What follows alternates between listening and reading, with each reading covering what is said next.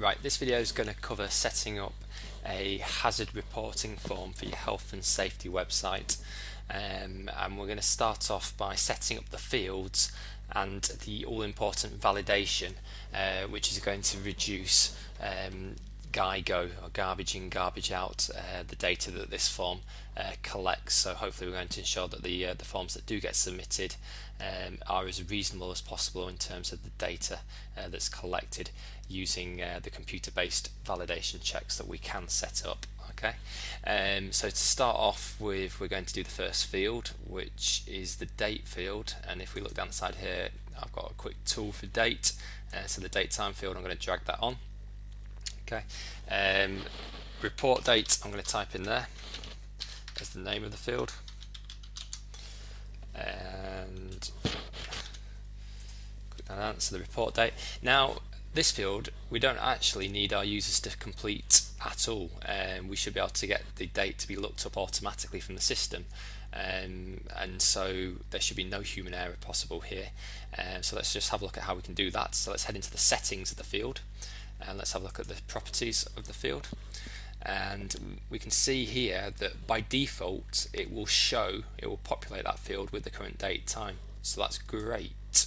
What we need to do is prevent the users from then being able to change it to a different date, and to do that we're going to change this property at the bottom to read only, and press yes. Okay, just note some of the other properties in here. Disabling past dates could be something that you could have set up as well. Say for example the date could only occur in the future, but in this case we don't even need them to be able to enter the date, so that's absolutely fine.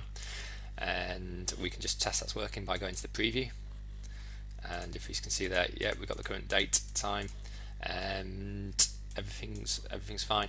The only thing that we might want to change here is just the format of the date, because at the moment we've got month, day, year, which is the American format. Let's change it to the British format by using this option up here, and there we go, that's looking good. Okay, so we've got the report date for the hazard. Okay, the second field we're going to add in then is the name of the person who's reporting the hazard. So again, handy tool pre-made over here for full name.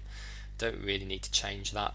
The only property that I'm going to set here is that this should be a required field, so a presence check to make sure that the reporter has completed their name correctly in there, I think is an important feature. Okay, the next field we're going to look at is the extension number on which to contact that person who might have reported the hazard. So to do that, I'm going to go into Form Tools. I'm just going to use a standard text box for this one. I'm going to drag that on, and let's type that in. So ext number dots. Okay, so extension number. Again, validation on this, I'm going to have that as a required field. Okay, so every member of staff should have their own contact or extension number to get hold of them on. I do want to change the settings on this, so let's go again into the properties. Now the size of this field, well, extension numbers are always maximum of 3 numbers, so I'm going to type that in there in terms of the telephone number.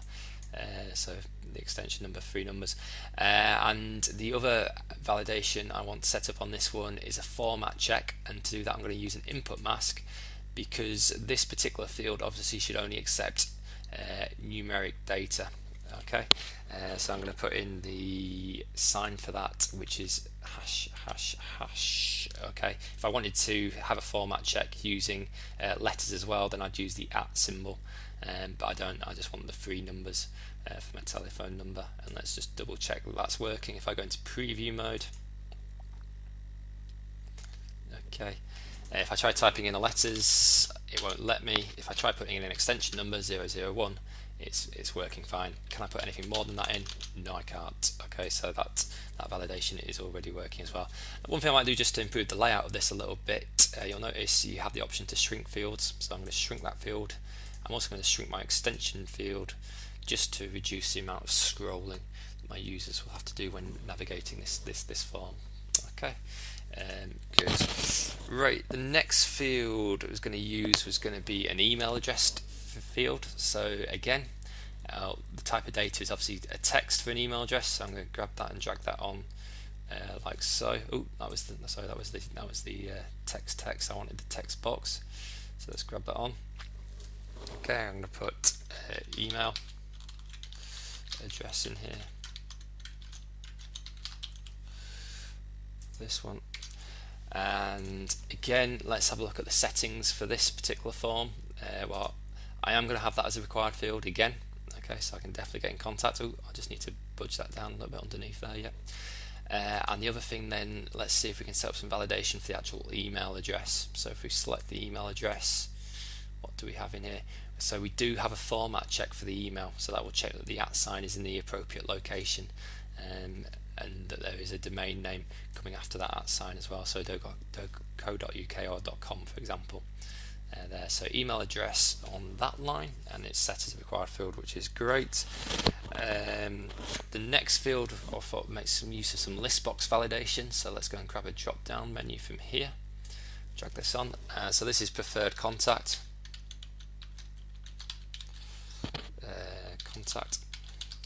Okay, so is it going to be best to get hold of them on the phone or via email? Let's go to the options and set those up. So option number 1 needs to be email, number 2 needs to be on the extension line on the phone number.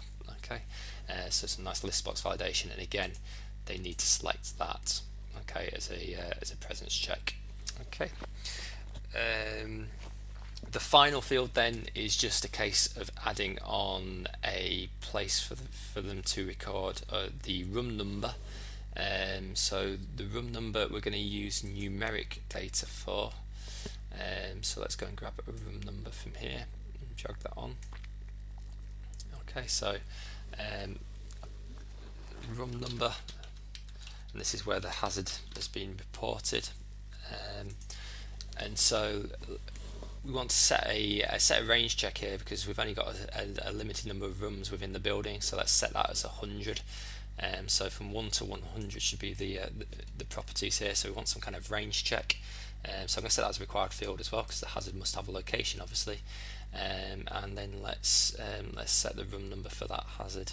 So it's going to show properties, and set the minimum value, which we'll have as 1, and set the maximum value, which will be 100. So we've got a nice bit of range validation in there as well. Close the settings. Okay, and again, if we just test that, hopefully that's working. So if we go 120 and click out, there we go, cannot exceed the value 100, so that validation is working as well, which is good to see. Okay, and the final field is obviously where they need to put in the description of the actual hazard that they've identified. But for that, we're going to use a text area, I think is the one that we want. So let's go and drag that on there, and then the description of hazard in the